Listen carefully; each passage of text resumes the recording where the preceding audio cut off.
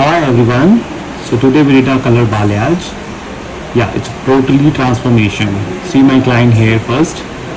So she had a color is last 6 months back और इसके अलावा ये रेगुलर बेसिस पे टचअप करते हैं. टचअप के बाद इनको प्रॉपर ट्रांसफॉर्मेशन चाहिए. सो नाउ अभी हमने जो मिक्स किया है इट्स क्लेंजिंग पाउडर. सो यहाँ पे हम दो पैटर्न का इस्तेमाल करेंगे. यहाँ पे हम क्लासिक लाइट्स और बेबी लाइट्स डालेंगे. सीधा क्लासिक लाइट्स तो प्रॉपर वेरिएशन के साथ में थोड़ा सा ब्रेकेज का इशूज़ है हेयर में. तो यहाँ पे हम लोग एयर टच टेक्निक यूज़ करने वाले हैं. एयर टच टेक्निक का एडवांटेज ये है कि जितना भी ब्रेकेज हेयर होगा वो कभी भी आपके फॉइल्स के अंदर नहीं आएगा. और बेस्ट पार्ट ये है कि क्वालिटी भी मेंटेन रहेगी और कलर भी जो है वो बहुत मोर देन प्रेजेंटेबल रहेगा. यस. सो यहाँ पे हमने क्लासिक लाइन्स एयर टच करके डाली है. See the difference without air touch और with the air touch. So totally clarity आ जाती है हेयर कलर्स में, प्रेजेंटेबल हो जाता है और कलर बहुत अच्छा निकल के आता है जब आप एयर टच टेक्निक करते हो. सो यहाँ पे जब मैं फॉइल प्लेस करने वाला हूँ मैं always use a board. So that board application करने से क्या होता है कि एक तो आपका प्रोडक्ट बहुत अच्छे से इमल्सीफाई होता है हेयर्स के अंदर और हर स्टैंड्स में जाता है जिससे लिफ्टिंग भी प्रॉपर मिलती है, पैचीनेस कम मिलती है, तो आपको कलर अचीव करने में कोई प्रॉब्लम नहीं होती. So I always use a broad वाला बोर्ड, तो आप भी यूज़ कर सकते हैं. सो यहाँ पे जो मैं क्लेंजिंग पाउडर यूज़ कर रहा हूँ या एप्लीकेटर यूज़ कर रहा हूँ वो मैं यूज़ कर रहा हूँ वेला के अंदर एड फ्लेक्स. और एप्लीकेशन यस गाइस, आपको मेक श्योर एप्लीकेशन आपकी प्रॉपर होनी चाहिए. हर स्टैंड में आपका जो प्रोडक्ट है वो जाना चाहिए सो दैट जितना भी लिफ्टिंग है वो ईजिली अचीव हो जाए डिज़ायर अंडर कोट. बिकॉज वो मेरे क्लाइंट का हेयर कोटेड है तो मैं हमेशा बहुत माइल्ड प्रोडक्ट से एप्लीकेशन करता हूँ ताकि लिफ्टिंग का प्रोसेस भी स्लो रहे और हेयर क्वालिटी भी बेटर रहे. यहाँ मैं 20 वॉल्यूम के साथ अभी एप्लीकेशन कर रहा हूँ ताकि मुझे एटलीस्ट 3 से 4 लेवल की लिफ्टिंग मिल जाए और उसके बाद री एप्लीकेशन करने की ज़रूरत पड़ेगी तो हम आराम से कर सकते हैं बाल को हार्म किए बिना. तो यहाँ पे मैंने अब 2 पाउडर बनाए हैं. एक 20 वॉल्यूम से है और एक 10 वॉल्यूम से है. 20 वॉल्यूम जहाँ पे ऑलरेडी वो उनका रीग्रोथ है और वो टचअप कराते हैं जिसमें 6 इंचज़ का हेयर ऑलरेडी ग्रो कर चुका है और नीचे जो हेयर्स हैं ऑलरेडी प्री लाइटेड हैं. इसलिए मैं 10 वॉल्यूम के साथ पेस्ट यूज़ कर रहा हूँ ताकि वो स्लो लिफ्ट करेगा और इक्वल लिफ्ट हो जाएगा. फॉइल प्लेसमेंट मेक श्योर आपकी अच्छी होनी चाहिए, हेयर स्किप नहीं करना चाहिए. और एक चीज़ मैं आपको और ऐड कर देता हूँ, यहाँ पे मेरे क्लाइंट्स का जो हेयर्स हैं वो ग्रे कवरेज का भी है.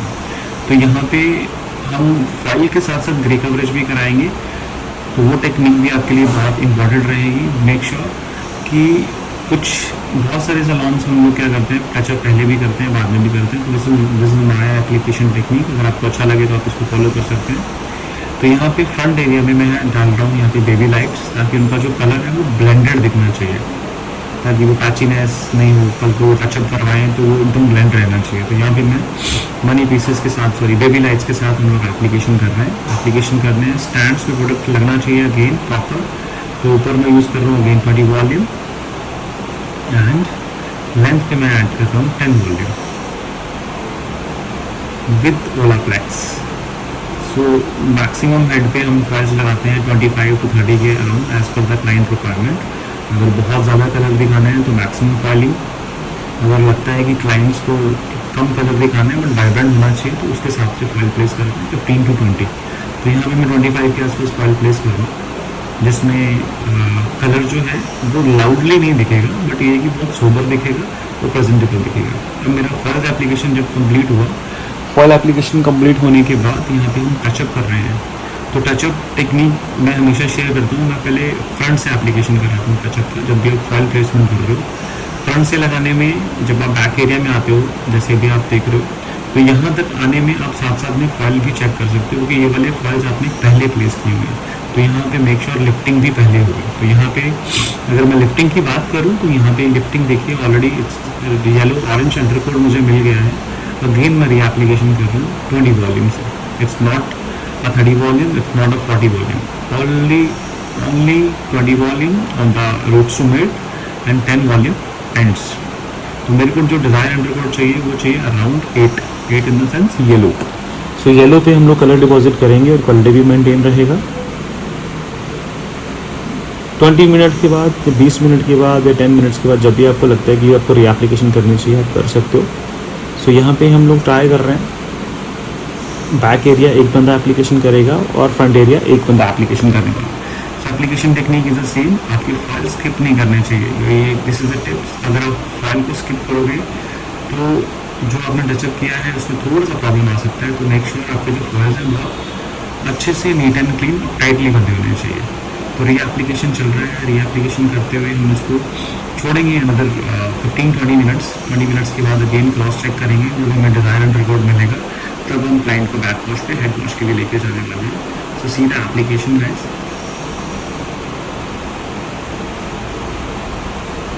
और एक चीज़ और मैं ऐड करना चाहता हूँ, इसमें मैं हमेशा बैक एरिया में बड़े वाले फॉइल यूज़ करता हूँ मोस्टली।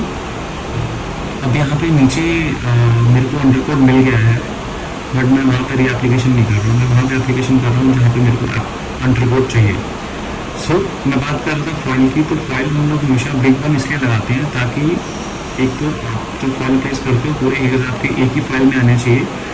अगर हम अलग अलग फाइल बनाएंगे तो उसमें आपका टाइम ड्यूरेशन ज़्यादा जाएगा और फाइल्स ज़्यादा प्लेस करने पड़ेंगे आपको। तो इस टेक्निक से भी कर सकते हैं। तो यहाँ पे मुझे अंडरकोड मिल गया है और साथ में हमारे क्लाइंट का रूट टचअप का टाइम भी कंप्लीट हो गया। करने के बाद it's tips for you guys. बहुत सारे क्लाइंट्स कहते हैं कि मेरे स्किन पे कलर आ जाता है, तो हम लोग ऑलवेज क्या करते हैं, सबसे पहले कलर के साथ ही कलर को इमल्सीफाई करते हैं फॉर 4 to 5 मिनट्स। करने के बाद तब आप पानी के कांटेक्ट में ला के उसको क्लीन करिए। अगर आप डायरेक्टली पानी से क्लीन करोगे तो वो स्कैल्प को पकड़ लेगा और क्लाइंट को बहुत सारी इरिटेशन होने के चांसेस होते हैं। मेक श्योर जब भी आप कलर कर रहे हो, चाहे वो टचअप है चाहे कोई भी एप्लीकेशन है, उसको इमल्सीफाई करके ही निकालना है। उसके बाद इसके ऊपर वाटर लिक्विड डालना चाहिए। तो यहाँ पे हम फाइल को ओपन करके दिखा रहे हैं कि कितना अंडरकोड हमें मिला है। So just show you. See the undercode is, its undercode is yellow and orange mixture। क्योंकि हम ज़्यादा अगर री एप्लीकेशन करेंगे या ज़्यादा इसको छोड़ेंगे तो कलर क्वालिटी कहीं ना कहीं जाने के चांसेस होते हैं। बट मेरे को डिज़ाइन रिकॉर्ड मेरा मिल गया है, हम उससे ऊपर नहीं जाने वाले और क्वालिटी भी मेंटेन रखने वाले हैं। तो सी 1 by 1 फॉइल हम ओपन कर रहे हैं बॉक्स सेक्शन एरिया से, क्योंकि बॉक्स सेक्शन एरिया एक ऐसा एरिया है जहाँ पे आपने लास्ट में फॉइल्स लगाए हैं। तो अगर आपको यहाँ पे अंडरकोड ये मिला है तो जो रेस्ट ऑफ द फाइल्स है वहाँ पे आपको अंडरकोड मिल जाएगा। तो 1 by 1 फाइल्स ओपन करते जाइए, इमल्सीफाई करते जाइए। इमल्सीफाई करना इम्पॉर्टेंट है कि कहीं कुछ प्रोडक्ट किसी स्टैंड में नहीं जा पाया है तो आप उसको वापस ऐड कर सकते हो। तो सी द अंडरकोड।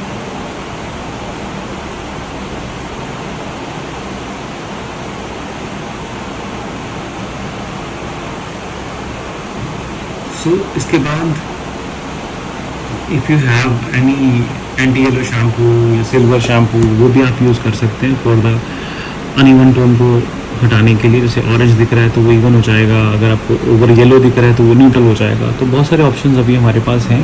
तो यहाँ पे हम लोग शैम्पू यूज़ करने वाले हैं। तो यहाँ पे हम ऑलरेडी शैम्पू यूज़ करने वाले हैं, जहाँ पे मैं एंटी येलो यूज़ करने वाला हूँ और साथ में ब्लू शैम्पू यूज़ करने वाला हूँ, जिससे जितनी भी अनइवन टोन है वो निकल जाएगा और मुझे डिज़ायर मेरा अंडरकोड मिल जाएगा। तो यहाँ पे वॉश हो चुका है। वॉश करने के बाद क्लाइंट शेयर पे आ चुके हैं। तो सबसे पहले हम जब भी डिपॉजिटिंग करते हैं, डिपॉजिटिंग में हम सिर्फ और सिर्फ एक बार शैम्पू करते हैं। शैम्पू कर सो डिपॉजिटिंग जो है वो प्रॉपरली हो जानी चाहिए। बिकॉज क्या होता है कि कई बार हम डिपॉजिट करते हैं तो कुछ स्टैंड में प्रोडक्ट्स नहीं जा पाता। तो सबसे पहले टचअप करना है। Touch-up is blending. एक्चुअल में ब्लेंडिंग के साथ हमें लेंथ पे लगा देना है। लेंथ पे प्रोडक्ट जब लग जाएगा then wait for as per जो भी आप ब्रांड यूज़ कर रहे हैं 10 minute to 15 minutes about depositing time. But ये मेक श्योर कि आपकी जो एप्लीकेशन है वो फास्ट होनी चाहिए जब हम डिपॉजिट करते हैं। सो सेक्शन बाय सेक्शन हमने आपके प्रोडक्ट लगा दिया है, ब्लेंड कर दिया है। Then waiting time is 10 minutes. तो मैं 10 मिनट से ज़्यादा नहीं छोड़ रहा हूँ। जो भी मैं ब्रांड यूज़ कर रहा हूँ, I am using Maxell and L'Oreal brand. So तो इसमें जो ड्रैपिंग टाइम वो 10 मिनट्स का है। 10 मिनट के बाद बैक वॉश पे जाके ऑलवेज रिमेंबर कि डायरेक्टली पानी डाल के कलर नहीं निकालना है, डिपॉजिटिंग प्रॉपर होनी चाहिए। तो see my client here after blow dry. I tell you the results. See the results. Line is a very soft and blended. थोड़ा सा क्लोज करके अगर आपको दिखाऊँ, और फ्रंट एरिया में मैंने डाला है मनी पीसेस ताकि इनका फेस फ्रेमिंग और स्किन कॉम्प्लेक्शन थोड़ा एनहेंस लगे। सो see the results guys, no patchy, nothing, even results, and this is the back area. So see the blending. तो यहाँ पे हमने जो टेक्निक यूज़ करी थी जिसमें हमने डाले हैं क्लासिक लाइट्स और highlights. So hope you like the results guys. Thank you so much. Take care.